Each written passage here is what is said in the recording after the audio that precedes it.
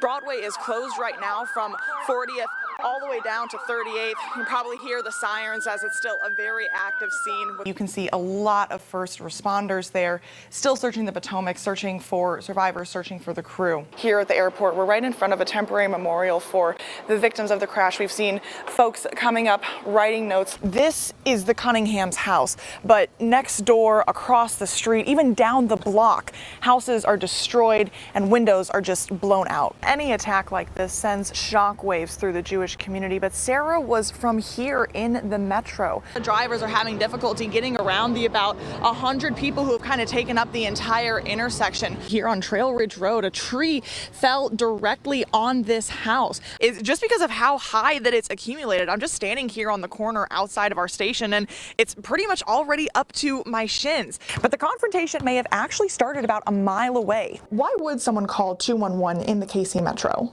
Callers are connected with local resources. Grocery stores can keep the essentials like milk on the shelves. This additional $2.7 million will ideally keep the same number of buses running. Missourians were able to get reproductive care for 100 days before today's ruling. The KSHB 41i team has been in touch with investigators for weeks now, and we knew the initial findings were coming out today. So we sent our reporter Isabella Ledonne out there to give us an in-depth look at new details that we're learning from that report. Isabella?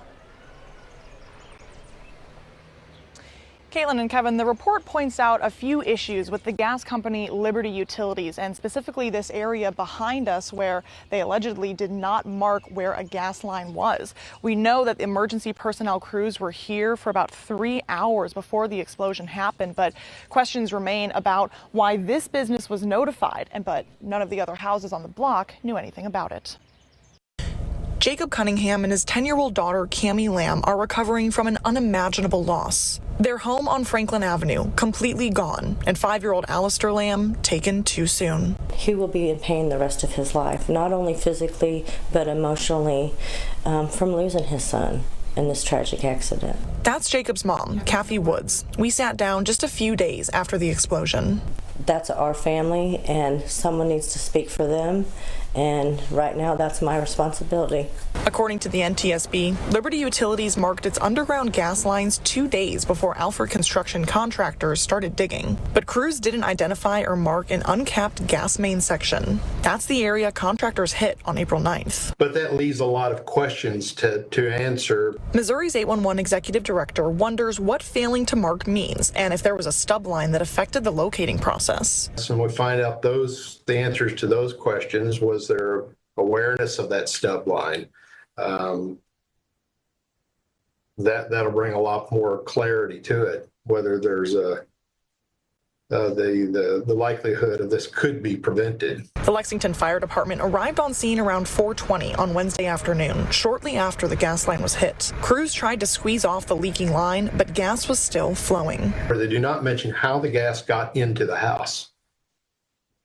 And that's another big unanswered question. Liberty Utilities evacuated a nearby business believed to be the funeral home behind Jacob Cunningham's house. But none of the other dozen neighbors were told there was an active gas leak. Liberty Utilities, the City of Lexington, and Alpha Communications told me they couldn't comment on an active investigation. We also obtained the fire department's incident report through a Sunshine Open Records request, and in that report, it stated that the department and Liberty Utilities detected gas levels inside the funeral home garage here at 4% 2 hours before the explosion happened. Still, none of the other neighbors on this block were notified. The full reports of that can be found over on our website. Reporting live in Lexington, Missouri, Isabella Ledonne, KSHB 41 News. The third part of our Data, Dollars, and Demand series, KSHB 41 reporter Isabella Ledonne takes a look at some of the incentives Missouri has to bring these multi-million-dollar investments to the metro. Whenever you buy something in Missouri, you also pay about 4% in sales tax. It's a small number for a bag of chips, but it's much larger for data centers buying billions of dollars worth of equipment like computers. In Missouri, data centers don't have to pay any of that sales tax. There's a lot of equipment that's in there. No sales tax on data center equipment is Missouri's biggest incentive to bring billion-dollar investments like Google and Meta to the Show Me State. Data centers are very, very important to Missouri. It's something that we are pursuing, and we want to continue to grow and be an attractive place for data centers. Missouri's Director of Economic Research says the state is growing in the tech world, boosting economic activity.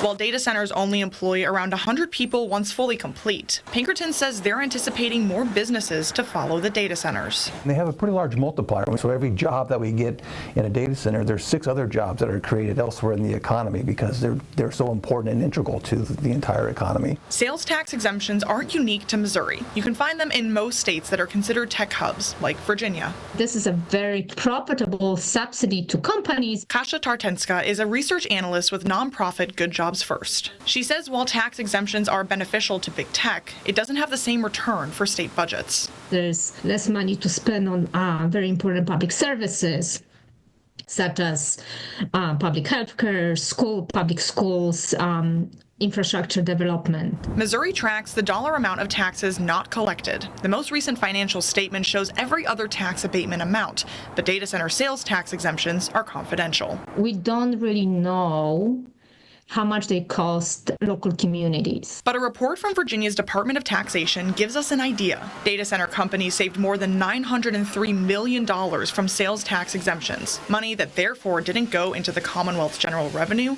or education budget. So in other words, these programs do not pay for themselves. Data centers in Missouri have to create at least 5 new jobs with wages higher than the county average to qualify for sales tax exemption. The digital world is demanding more data centers, and Missouri leaders plan to take advantage of that demand. We need to have these facilities. They're going to exist somewhere, and I think we can get some benefit from them, so we would like to see them pop up here. In Kansas City, Isabella Ledonne, KSHB 41 News. Excellence is accessible to everyone. Musical programs aren't always available to every student in the KC Metro, but a nonprofit group has been working for years to be able to go on the trip of a lifetime. I'm Isabella Ledonne, and the beautiful voices of Kansas City are going to be traveling to New York City in just a few short months. My name's Ryan Main. I'm the founder and the artistic director of the Youth Chorus of Kansas City. One of the most exciting things about what we do is that we are able to provide a place for kids who want that and don't have access to it in their school normally. I'm Giancarlos Molina, and I'm an alto tenor. I'm in 7th grade. Words can't describe how excited I am to be in New York, in Carnegie Hall. Get invited to there if you're like one of the best choirs. We have almost 70 kids going. We have about $20,000 left to raise. Our big fundraiser is coming up. It's the gala. It's happening on April 10th at the Abbott.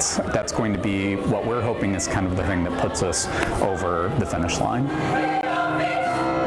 It's not about being the one to lead your group. It's not about singing loud to cover up other people's noises. It's about singing together and knowing that everybody's voice can be unique on their own, but together, it's just better. Students learn through this process that hard work is worth it. In Kansas City with photographer Jack McCormick, Isabella Ledonne, KSHB 41 News.